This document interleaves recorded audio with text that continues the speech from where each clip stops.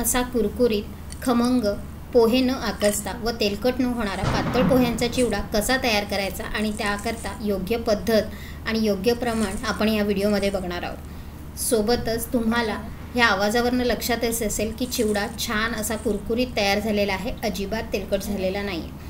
आज आपण काही टिप आणि ट्रिक्स बघणार आहोत जेणेकरून आपले पोहे आकसणार नाहीत आणि सोबतच चिवडा तेलकट होणार नाही। नमस्कार, मी मानसी आणि लेट्स कुक विथ मानसीमध्ये तुमच्या सगळ्यांचं स्वागत आहे। तर चला बघूया तयारी।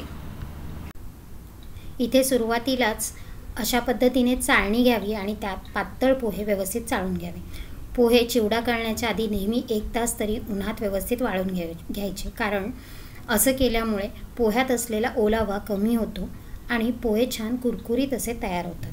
त्याबरोबरच अशा पद्धतीने चाळून घेतल्यामुळे पोह्यांमधले छोटे छोटे कण असतील ते सुद्धा निघाले जातात आणि आपल्याला एकसारखे पोहे मिळतात, म्हणून चाळून घेणं फार गरजेचं आहे। आता सर्वात महत्त्वाची टिप म्हणजे पोहे भाजायचे असतात तेव्हा पोहे थंड कढईत घालून घेतलेले आहेत। सुरुवातीला कढई गरम करायला ठेवून मग त्यात पोहे न घालता अगोदर पोहे घालून मग गॅस चालू करायचा आहे। दुसरी टिप म्हणजे पोहे भाजताना त्यामध्ये थोडेसे मीठ घालायचे आहे, मग पोहे भाजायचे आहेत। ह्या 2 महत्त्वाच्या टिप्समुळे आपले पोहे अजिबात आकसत नाहीत। तुम्ही कढई आधीच तापवून घेतलीत आणि मग त्यात पोहे घातलेत की पोहे कढई गरम असल्यामुळे पटकन आकसले जातात। तर मस्त न आकसता पातळ छान असे पोहे तयार करण्याकरता आधी कढईत पोहे घालून घ्यायचे आणि अगदी मंद आचेवरती एकसारखे हलवत भाजून घ्यायचे हे पोहे, म्हणजे पोहे अजिबात आकसले जात नाही किंवा सुरकुतले जात नाहीत। साधारण 5 ते 7 मिनटं हे पोहे मस्त कुरकुरीत होईपर्यंत भाजून घ्यायचे आहेत। पोहे भाजले गेले हे कसे कळेल, तर सतत पोहे हलवत भाजत असताना एक 5 मिनटानंतर त्यात हलकासा रंग बदललेला तुम्ही पाहू शकता। सोबतच हे पोहे फुलतात आणि हाताने चुरून बघितल्यावर सुद्धा व्यवस्थित चुरले जातात। या 2 खुणांमुळे पोहे छान भाजलेले आहेत हे तुम्हाला लक्षात येऊ शकतं। या टिप्स देण्याचा उद्देश असा की अगदी पहिल्यांदा जरी हा चिवडा तुम्ही करत असाल तर अगदी न चुकता हा चिवडा तुमचा तयार होईल। 5 ते 6 मिनटानंतर पोहे छान भाजले गेलेले आहेत, तर ते एका परातीत काढून घेऊ। तर हे काढून झाल्यानंतर त्याच कढईमध्ये आपण अर्धा कपपेक्षा कमी तेल घेणार आहोत। 1 वाटीभर शेंगदाणे ह्यात व्यवस्थित तळून घ्यायचे आहेत। अर्धा कपचं प्रमाण मी तुम्हाला अर्धा किलोच्या पोह्यांकरता सांगितलेलं आहे। गॅस मंद आचेवरतीच ठेवायचा आणि व्यवस्थित हे शेंगदाणे तळून घ्यायचे आहेत आणि शेंगदाण्याचा हलकासा रंग बदलला जातो आणि शेंगदाणे थोडेसे फुटल्यासारखे होतात। इतपत शेंगदाणे खमंग तळून घ्यायचे आहे। आता त्याच कढईमध्ये आपल्याला डाळ्या घेऊन त्या व्यवस्थित तळून घ्यायच्या आहेत। डाळ्या आधीच भाजलेल्या असतात, त्यामुळे आपल्याला डाळ्या तळायला फार वेळ लागत नाही। साधारण 1 ते 1.5 मिनटामध्ये डाळ्या व्यवस्थित तळल्या जातात। त्यासुद्धा हलका रंग बदलोसपर्यंत डाळ्या तळून घ्यायच्यात, फार लालसर रंगावरती तळायच्या नाही। डाळ्या भाजलेल्या असतात आणि जास्त तळल्यामुळे त्या कडक अशा होतात, म्हणूनच अगदी हलका रंग बदलोसपर्यंत ह्या डाळ्या मी व्यवस्थित तळून घेतलेल्या आहेत। पुढची स्टेप म्हणजे आपण आता ह्याच तेलात सुके खोबऱ्याचे काप तळून घेऊया।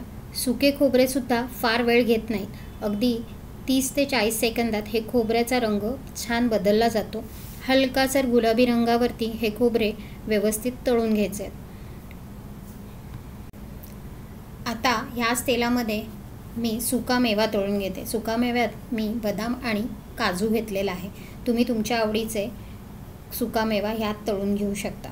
अगदी 1 मिनिटात हे काजू आणि बदाम तळून तयार होतात, तर हे सुद्धा आपण परातीत काढून घेऊया।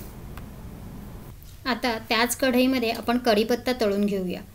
कढीपत्ता नीट धुवून घ्यायचा, छान वाळवून घ्यायचा आणि मग तो व्यवस्थित तळून घ्यायचा। अगदी महत्त्वाची टीप म्हणजे कढीपत्ता थोडा जरी ओलसर राहिला किंवा व्यवस्थित तळला गेला नाही तर चिवडा मऊ पडण्याची भीती असते, म्हणून कढीपत्ता व्यवस्थित 1 मिनिट तरी कुरकुरीत असा तळून घ्यायचा। आता त्याच कढईमध्ये आपण फोडणीची तयारी करू। फोडणी करता आपल्याला एवढं तेल लागणार नाही आहे, म्हणून यातलं थोडंसं तेल मी काढून घेते। 4 ते 5 टेबलस्पून तेल मी या कढईमध्ये ठेवलेलं आहे। इतपत तेल फोडणी करता अगदी बरोबर होतं। यापेक्षा जास्त तेल जर तुम्ही फोडणी करता ठेवलं तर चिवडा तेलकट होण्याची शक्यता असेल। आता ह्या फोडणीच्या तेलामध्ये आपण हिरव्या मिरच्या अर्धा वाटी व्यवस्थित तळून घेणार आहोत। 7 ते 8 मिरच्या मी नीट धुवून बारीक करून घेतलेल्या आहेत आणि त्यात थोडंसं मीठ घालून घेते। साधारणपणे आपण पोहे भाजताना सुद्धा मीठ वापरलं होतं, त्याचा अंदाज घेत मीठ घालून घ्यायचं आहे। मिरच्यांमध्ये मीठ घातल्यामुळे मिरचीचा तिखटपणा फारसा जाणवत नाही किंवा मिरची खाताना जर दाताखाली आली तरी तिचा चरका किंवा चटका लागत नाही आणि मिरचीचा ठसकासुद्धा लागत नाही। तर मिरची मीठ घालून सोबतच तळून घेतलेली आहे। व्यवस्थित अगदी कुरकुरीत तळून घ्यायची आहे। चिवड्यामध्ये छान अशी मिरचीची आणि मिठाची चव उतरावी ह्याकरता अशा पद्धतीने मी मिरचीवर मीठ घालून व्यवस्थित तळून घेतलेलं आहे। छान कुरकुरीत आपली मिरची तळून झालेली आहे। उरलेल्या तेलामध्ये 1 मोठा चमचा मोहरी आणि जिरे घालून घेतले आणि सोबतच पांढरे तीळ घालून घेतलेले आहे। मोहरी आणि जिरे व्यवस्थित तडतडले आणि तीळ व्यवस्थित तळून झाले की त्यात 1 मोठा चमचा हिंग घालून घ्यायचा आहे। हिंगाचा स्वाद चिवड्यामध्ये छान लागतो, म्हणून मी इथे 1 मोठा चमचा हिंग घालून घेतलेला आहे। अर्धा चमचा हळद घालून ही फोडणी व्यवस्थित तयार करून घेतलेली आहे। आता ही फोडणी आपण परातीत तळून ठेवलेल्या जिन्नसवरती घालून घेऊ।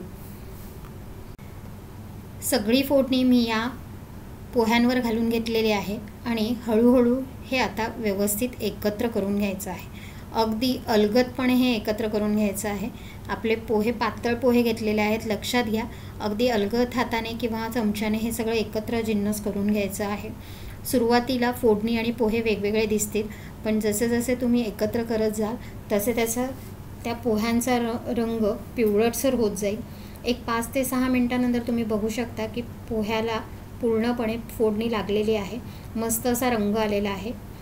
आता या चिवड्यामध्ये 1 मोठा चमचा पिठी साखर घालून घेते। अशा पद्धतीने पिठी साखर घातल्यामुळे पोह्यांची चव म्हणजे चिवड्याची चव खूप छान येते।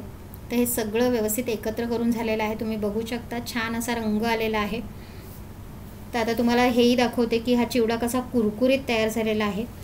तुम्ही बघू शकता की आपले पोहे अजिबात आकसलेले नाही आहेत आणि आपला चिवडासुद्धा कुरकुरीत असा तयार झालेला आहे।